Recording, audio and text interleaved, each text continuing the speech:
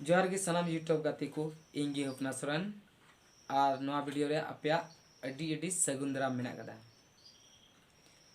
तीन दो मिटे अपडेट अगु कते हेज कना जहां दो सोनामुनी प्रोडक्शन खय हेज कना।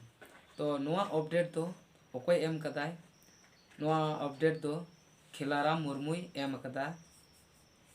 जहां दो मिटे वीडियो 3 महीने लहारे सोनामुनी प्रोडक्शन रे रिलीज लेना जे उना एल्बम रा नितुम दो हुई कना ए गुरी रे।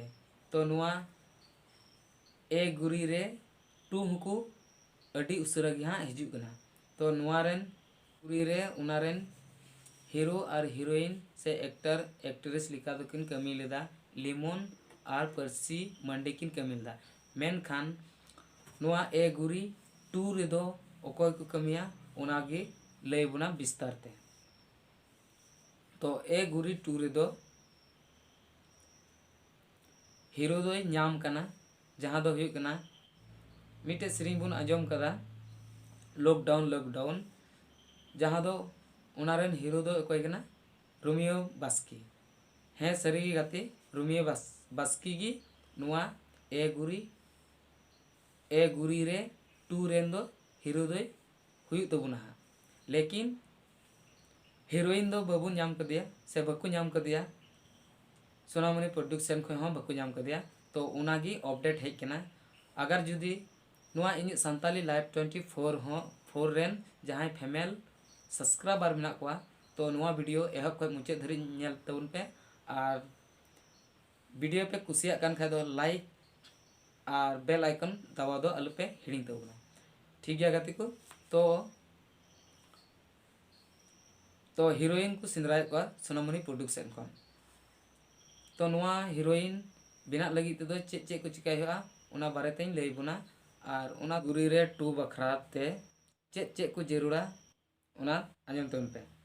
जतो को लहारे सेंड 2 मिनट्स वीडियो जहां दो 2 मिनट ना वीडियो आम सेंड में कूल में नंबर दो स्क्रीन रे ओ नेलो कन हा उना नंबर पे कूला। ठीक गया गाते को। तो 2 रे दो हुई कना 1 मिनट एक्टिंग वीडियो चेल कम एक्टिंग दड़िया उनका एक्टिंग में उना हो कवर सॉन्ग रेना ओले और पे नंबर दो हुई कना पुन्या पासपोर्ट फोटो या जहां लकना गे फर्क बनू कदा आम लेकिन सापा आमा फोटो नेलो जरूर कना। ठीक गया गाते को। और पुन्यावा रे दो हुई कना आमा उसूल और चौड़ा चेद लेका मेना कदा आमा हड़मो रना उना आमा आधार ते लय में बोले लय में ऑल कते नंबर हो नेलो कान उना नंबर पे कूला। ठीक गया गाते को। और मोड़या रे दो अपना एड्रेस बोले पता आम उकारेम तेहनोक कना उकारे ठेरे तेहनोक कना उना को पूरा एम हुआ। और ए गुरी रे 2 रेन डायरेक्टर दो किन तेहना हा राजेंद्र सोरेन और संजू मंडी और नवा वीडियो दो है एडिटा पलू हेम्ब्रम। ठीक गया कते को। तो आजम किदा पे निया को तो आपे भाग खाताव लगी फीमेल को बखरा तो निया नंबर रे उन्हें स्क्रीन रे नेलो कन हा उना नंबर पे व्हाट्सएप तबुना और आपे हीरोइन पे बनाव दड़िया पे नंबर नेलो कन उना रे आपे वीडियो पे